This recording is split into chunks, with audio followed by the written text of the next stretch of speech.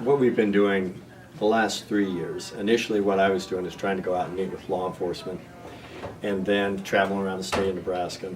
And then we started meeting with high school groups, junior high groups, talking to them a little bit about some of the things we see from a law enforcement standpoint and what young people need to be thinking about.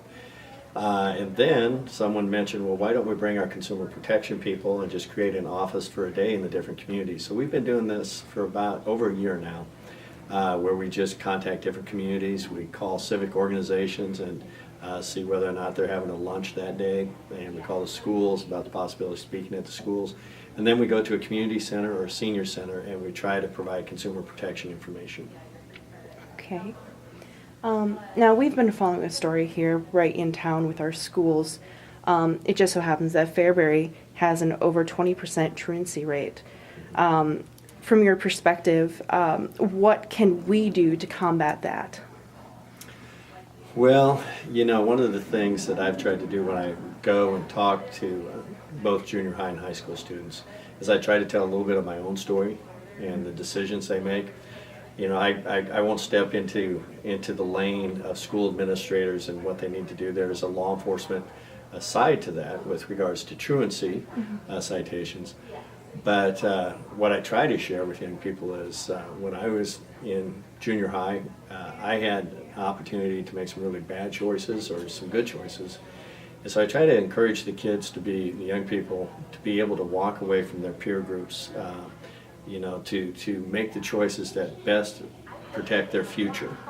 And so I don't know the specifics of Fairbury's issue right now, but hopefully in my discussions with the young people, I hope to reach out to maybe just one kid who has a situation that was similar to mine and might make good choices, which include applying yourself and trying in school. And do you have any concerns, specific concerns for this area that you want to tackle? This area being in the area of truancy? Just in general, outside of truancy. There's not any. I will meet with law enforcement after lunch and talk to them. What I typically find is when I meet with law enforcement across the state, most of the issues are typically the same. Our biggest drug problem is meth, how it destroys lives and destroys families. We also have to be aware of the fact that marijuana is more potentially dangerous than people realize because of its potency. We also talk a little bit about prescription drug abuse, also try to make people aware of trafficking, human and sex trafficking. So my primary purpose is to meet with law enforcement to see if there's anything we can do to help them. Our two primary areas that we help in the Attorney General's office is in the investigation and prosecution of child sexual assault and child abuse cases. And so that's very important that law enforcement know that if they have a case and they need any type of assistance, we're more than willing to send our investigators out, and if the county attorney would like to have the assistance of one of our prosecutors.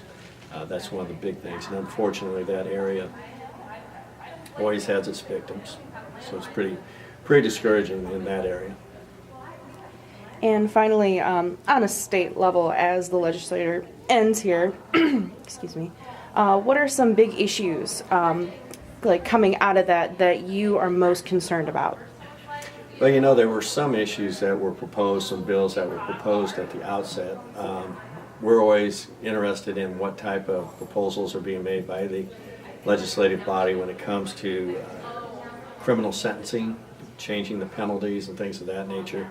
Right now, I think there's so much focus on the budget that many of the issues that would have affected sentencing or other law enforcement matters are not front and center. We have to always keep our eyes on the ball through the whole legislative session, but right now I think the budget is consuming so much of what's going on in the legislature.